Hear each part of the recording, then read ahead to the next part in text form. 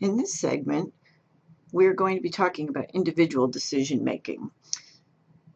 Individual decision making is a complicated topic, as you might expect, but it breaks down into rational choice approaches, bounded rationality, and intuition. We're going to primarily talk about bounded rationality because that's the place where we see the most influence on how we understand and improve our decision making in organizations. Rational choice is where this whole thing started. Business schools felt that perhaps we could do a better job if we tried to be ultimately extremely rational, that is, the ultimate economic person in making our decisions about business.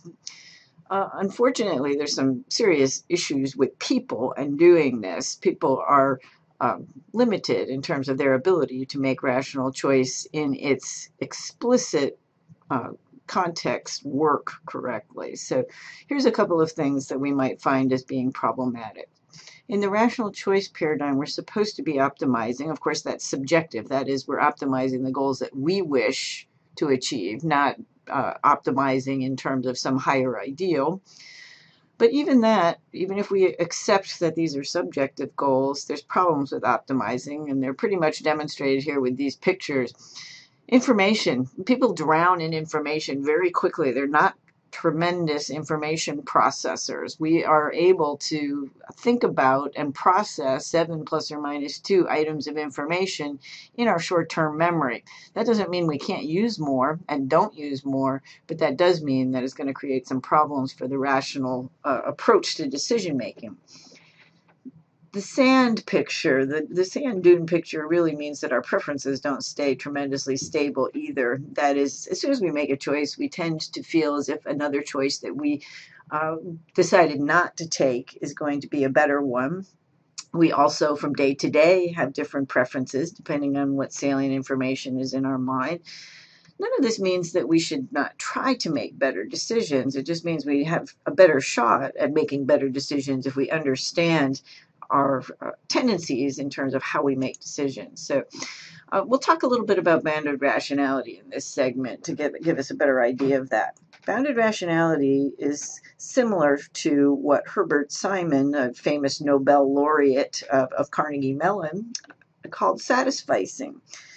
Basically, he argued that people are going to choose the first alternative that meets the decision criteria, not the best alternative. So I'm going to think about buying a car. I am first going to reject all cars that seem a little bit far from my ideal. And that's going to get rid of a lot of information right off the bat. So I'm not going to pick the best available alternative. I'm going to pick an alternative based on a much reduced set of information.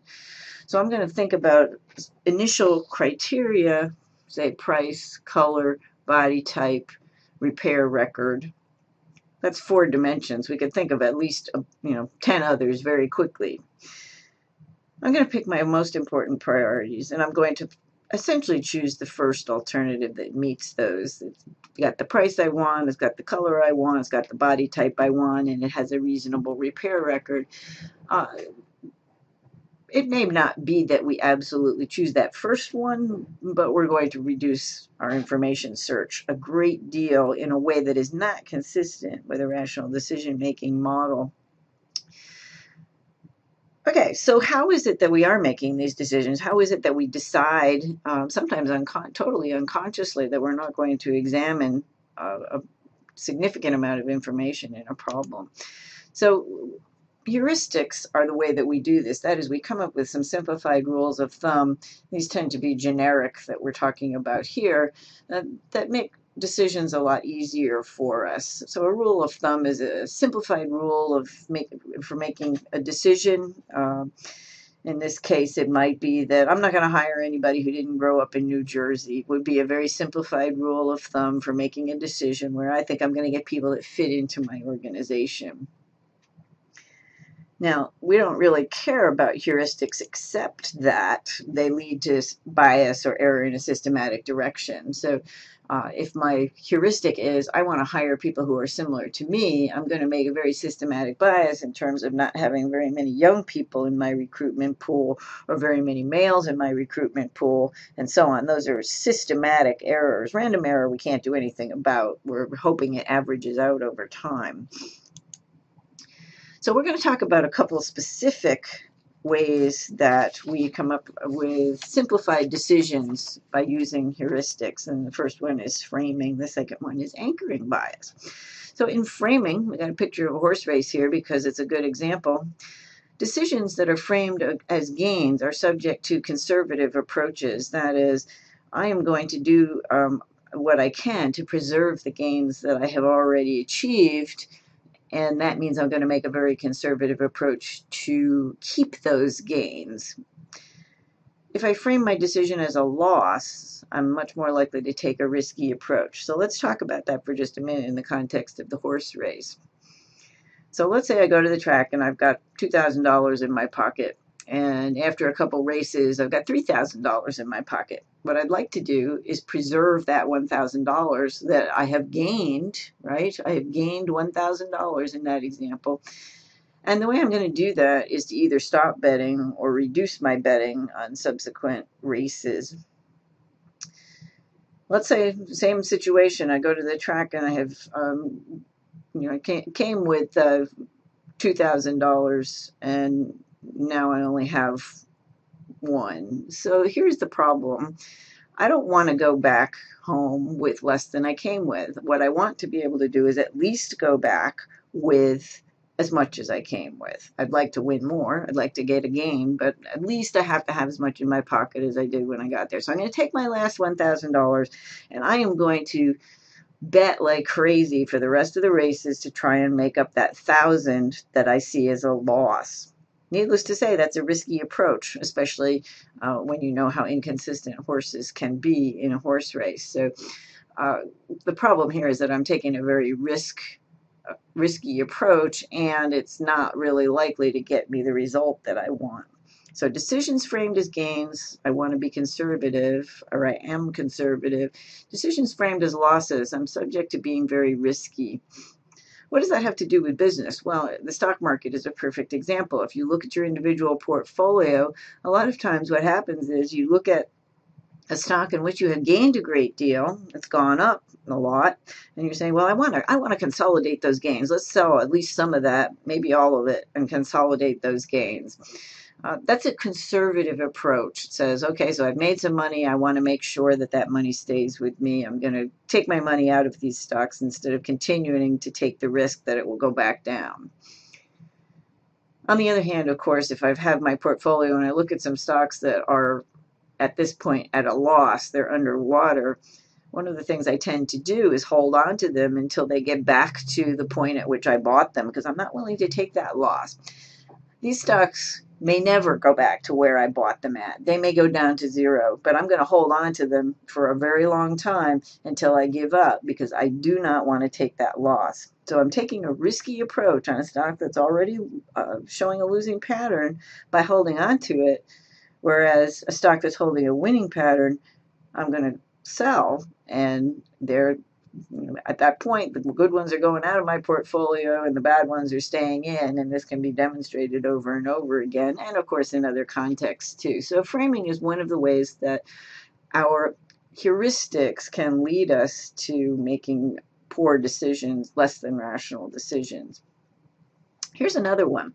It's called the anchoring bias. It's really interesting to me. So what happens is we make some sort of estimate about a quantity. That is, it could be the likelihood that something is going to be successful. It could be how many widgets I need in the next quarter. But I'm going to come up with an initial estimate, and I'm going to adjust insufficiently based on whatever other information I have. This is going to lead me to having some bias, systematic bias in evaluation of conjunctive and disjunctive events. And let's talk a little bit about why that's true. We give people these particular math problems to do. One set of people has this problem, 8 times 7, etc. The next set has this problem, 1 times 2 times 3. As you can see from this, they're identical. But of course, the people that are doing this experiment don't know that. we give them a very short amount of time to estimate what the product is. That is what the answer to that equation is. So again, if we look back, we can see that if we're doing 8 times 7, we might say 8 times 7 is 56 times 6. Well, that's a little bit harder, so it's maybe 1, 2, 3, 4, 5, 6, maybe 300, and after that I really can't figure out what's going on, and I'm out of time, and therefore I don't adjust any further than that. So my anchor is maybe 300 or something like that. And then I'm adjusting because I know there's more numbers out there. My second example, 1 times 2 times 3. Well, this starts off being easier. So it's 1 times 2 is 2, times 3 is 6, times 4 is 24, and times 5, well, that might be 125-ish, and now I've run out of time, and I see I got some more numbers out there, so I'm going to adjust from there. Well, here's what we find when we run this experiment. Average estimate of the people that get the 8 times 7 problem, 2,250. Average estimate, the people that get the 1 times 2 problem, 512. The real answer, 40,320. So people are starting with an estimate. They're adjusting insufficiently in both of those cases. And we can see that the anchor, the initial anchor, is going to make a big difference. So if I have a low anchor, I end up with a much lower number. And if I have a bigger anchor, I end up with a bigger number. Clearly, no one gets near this particular number unless, of course, they understand some formulas about how to do the problem to begin with. So what does that have to do with business? Well, we have 2 things called success scenarios and failure scenarios, and they're based on conjunctive and disjunctive processes. In success scenarios, every component may have a high probability of success, but there are many that must go right. So if I start marketing a new product, say cat chow, I may feel as if I have every possibility in the world that I can come up with a formula. I can come up with this formula that cats will eat. I can come up with a formula that vets will approve. I can get on supermarket shelves. I can think of marketing campaigns that make it sound tasty to consumers, because that's how we sell pet food, and so on. All of those things could be as high as 80% probability, but there are many of them that have to go right. In the reverse, of course, this is a very simple reverse, is that each component of a failure scenario may have a very low probability of failure, but there are many components that could fail, and it only takes one for the whole thing to go up in flames. So, for example, if I can't get my cat food onto supermarket shelves, I may have trouble, unless I can figure out an alternative like selling through the internet, I may have a lot of trouble making my product successful. So success scenarios, we're tending to look at high probabilities for each item, but we fail to adjust significantly from there. Failure, we're looking at a low probability for each item, but again, we fail to adjust, and that's going to leave us with a biased view of success and failure. I'm going to overestimate the probability of my success and underestimate the probability of my failure.